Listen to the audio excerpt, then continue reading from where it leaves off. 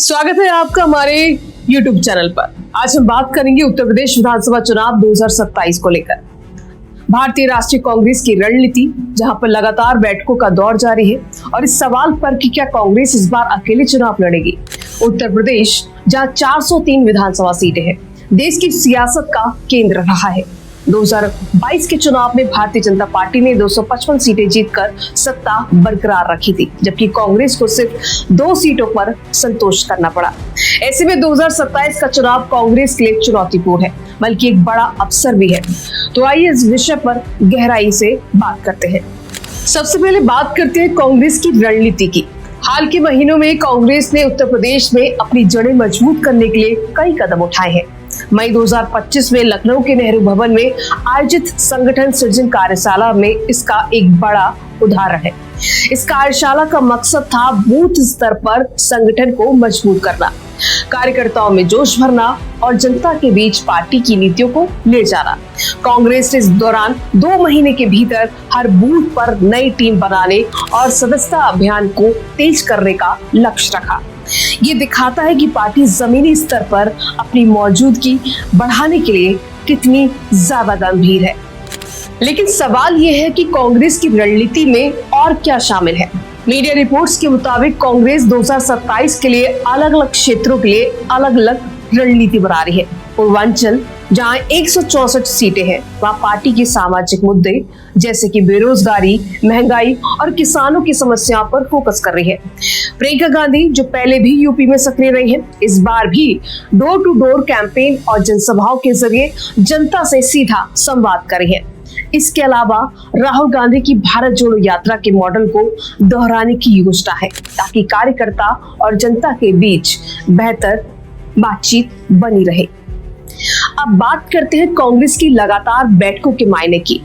हाल ही में कर्नाटक के बेलगावी में हुई कांग्रेस वर्किंग कमेटी की बैठक में पार्टी ने साफ किया कि राज्यों में जीत के बिना राष्ट्रीय स्तर पर मजबूती संभव नहीं है। उत्तर प्रदेश में संगठन सृजन कार्यशालाओं के अलावा पार्टी ने कोर ग्रुप और प्रचार समूह बनाए हैं, जिनमें वरिष्ठ नेता शामिल हैं। इन बैठकों में आर्थिक विषमता, महंगाई और सामाजिक न्याय जैसे मुद्दों को जनता तक ले जाने की रणनीति बनाई गई है। साथ ही सोशल मीडिया और इंटरनेट के जरिए युवाओं को जोड़ने पर भी जोर है। इन सब का मकसद है कि कांग्रेस 2027 में एक मजबूत विकल्प बनकर उभरे। अब सबसे बड़ा सवाल, क्या कांग्रेस उत्तर प्रदेश में अकेले चुनाव लड़ेगी? 2022 के विधानसभा चुनाव में कांग्रेस ने अकेले ही मैदान में उतरने का फैसला किया था, लेकिन नतीजे निराशाजनक रहे। इस बार भी कुछ संकेत मिल रहे हैं कि कांग्रेस गठबंधन के बजाय अकेले लड़ने की तैयारी कर रही है।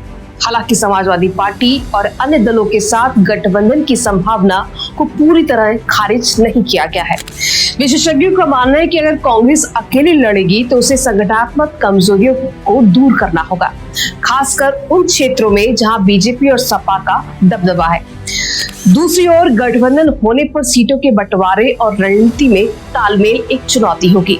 एक और महत्वपूर्ण पहलू ये भी है कि कांग्रेस का युवा और महिला वोटरों पर पूरा फोकस है। पार्टी ने जय भीम, जय संविधान जैसे अभियानों के जरिए दलित और पिछड़े वर्गों को लामबंद करने की कोशिश की है। साथ ही महिला कांग्रेस कमेटी के जरिए महिलाओं के मुद्दों को उठाया जा रहा है। इसके अलावा पार्टी ने बूथ स्तर पर युवा संगठनों को सक्रिय करने की योजना बनाई है, ताकि डिजिटल युग में युवा वोटरों को आकर्षित किया जा सके। लेकिन चुनौतियां भी कम नहीं है। 2022 में कांग्रेस की हार ने दिखाया कि संगठनात्मक ढांचे में कमी और कार्यकर्ताओं का मनोबल बढ़ाने की जरूरत है। बीजेपी की मजबूत संगठन शक्ति और सपा बसपा जैसे क्षेत्रीय दलों का प्रभाव कांग्रेस के लिए बड़ी बाधा है। इसके बावजूद कांग्रेस नेतृत्व का मानना है कि अगर वे जनता के मुद्दों को सही तरीके से उठाए और संगठन को मजबूत करे तो 2027 में बेहतर प्रदर्शन संभव है। तो कुल मिलाकर कांग्रेस की रणनीति बूथ स्तर पर संगठन सुदृढ़ करने, जनता के मुद्दों को उठाने और युवा महिला वोटरों को जोड़ने पर केंद्रित है। लगातार हो रही बैठकें इस बात का संकेत है कि पार्टी इस बार कोई कसर नहीं छोड़ना चाहती। लेकिन क्या वह अकेले लड़ेगी या गठबंधन करेगी, ये अभी तक स्पष्ट नहीं है। आने वाले महीनों में इस पर और स्थिति साफ होगी। तो फिलहाल ये थी उत्तर प्रदेश विधानसभा चुनाव 2027 को लेकर कांग्रेस की तैयारी की एक झलक। आप क्या सोचते हैं, क्या कांग्रेस इस बार यूपी में अपनी खोई हुई जमीन हासिल कर पाएगी? अपनी राय हमें कमेंट बॉक्स में जरूर बताएं। नमस्कार।